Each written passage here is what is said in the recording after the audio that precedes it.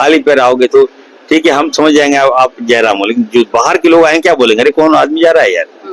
आस्था के केंद्र में मैं पहली बार दाखिल होने जा रहा हूं और साथ ही साथ अपने दाखिल होने के साथ लाखों लोगों की उम्मीदों को लेकर जा रहा हूं। इसीलिए मेरा मानना है कि जो स्थान, जो सम्मान धार्मिक स्थलों का है, वही सम्मान इस सदन। मैं सही बता रहा हूँ, मुझे अच्छा लगा जयराम जी पहली बार विधायक बने हैं और वो फ्लो अच्छा है।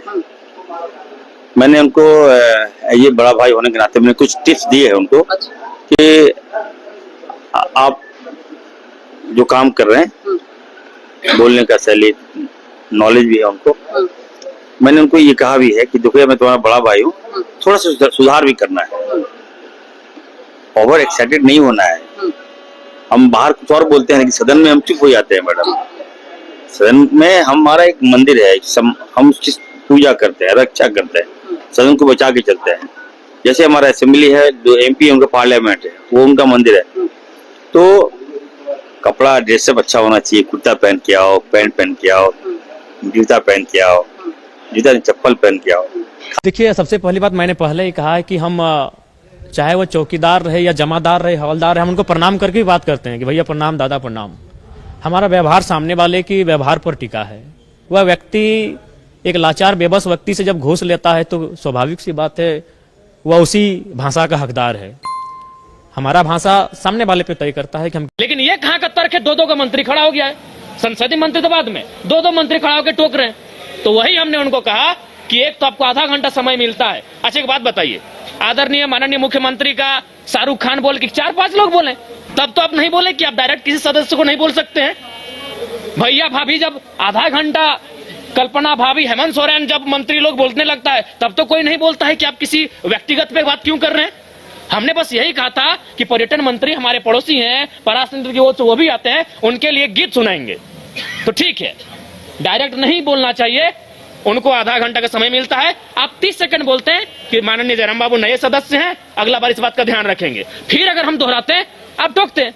तो हमने उनको वही कहा, और हम तो भाई इसी पहचान से अंदर आए हैं, तो अंदर भी थोड़ी बख्शेंगे। हमारे साथ हमारे समय में कोई कटौती करेगा, हमारे साथ कोई अगर ज्यादा करेगा तो हमने बख्शने वाले हैं, चाहे वो कोई मंत्री रहे चाहे वीआईपी रहे। वही हमने कहा, बैठिए चुपचाप, आप मंत्री ट्रेजरी बेंच पर बैठिए, चुपचाप बैठिए।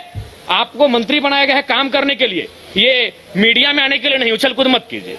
हाँ, उनका हम सम्मान करते हैं, मंत्री है, माननीय है, लेकिन उनका ये व्यवहार उचित नहीं है। आज ये ज्ञान दे रहे हैं, उस दिन आपका ज्ञान कहाँ था जब आपने इरफान अंसारी जवाब दे रहे थे, आपने टोक दिया।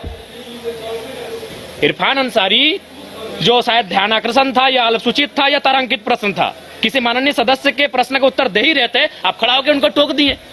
उनको सवाल का उत्तर देने देते हैं, उसके बाद आप कहते हैं कि ऑब्जेक्टिव टू ऑब्जेक्टिव होना चाहिए, एक्सप्लेनेशन नहीं।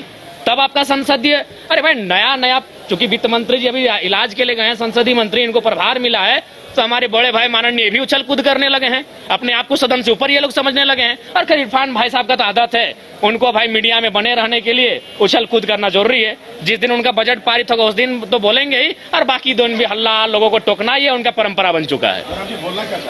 बोलना हम यही चाहते थे, पर्यटन का बात था। हम मधु मंसूर जो पद्म श्री विजेता है, हम उनका एक 4-5 लाइन का बोल था, उसको सुनाना चाहते थे। जयराम जी, तो आपको क्यों लग रहा है ऐसा क्यों हो रहा है? आप एक अपने जी स्पष्ट, बिल्कुल वही कारण है, उनको वही कारण है कि पूरा राज्य जयराम महतो को सुनता है। इस व्यक्ति को, इस लड़के को यहाँ से नियंत्रण में रखा जाए, मुद्दों की बात करता है, जिन मुद्दों को कहने से लोग डरते थे। आज 25 साल हो गए, जादूगोड़ा का मुद्दा सदन में आया था।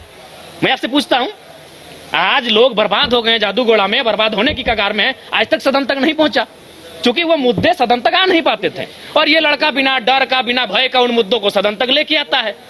तो इन लोग को हालत खराब है हमसे, और बोलते कि नहीं डायरेक्ट आप किसी सदस्य को नहीं लेकर सकते। कैसे नहीं होता है जी? इसी सदन में लोग हिज ... हम नहीं पूरा बोल रहे हैं, बोल के पार हो गए, लो ... बोल के पार हो गए इसी सदन में। तब इनकी ना मर्यादा कही गए थे, हमें झारखंडी गीत सुनाए तो इन लोगों को परपरी लग गया भाई। जयराम जी, ये लगता है कि सुदीप कुमार सोनू ज्यादा जानकार हो गए, ज्यादा जानकार नहीं, काबिल बनने की कोशिश कर रहे हैं। लगता है कि उनसे बेहतर इस राज्य में कोई है ही नहीं जो संसदीय प्रणालियों को जानता है, जो संसदीय व्यवस्थाओं को जानता है। चूंकि पर्यटन का बजट था, तो इस गीत का संबंध पर्वत पहाड़ से है, नदी नाला से है, और पर्यटन का संबंध नदी नाला पर्वत पहाड़ से है। और हम किससे सीखेंगे? मेरा सवाल, हम किससे सीखेंगे? हम जब सदन में पहली बार आए तो हमने देखा सभी मंत्रियों ने शायरी पढ़ा, सभी मंत्रियों ने कविताओं को पढ़ा, तो हमने भी प्रयास किया।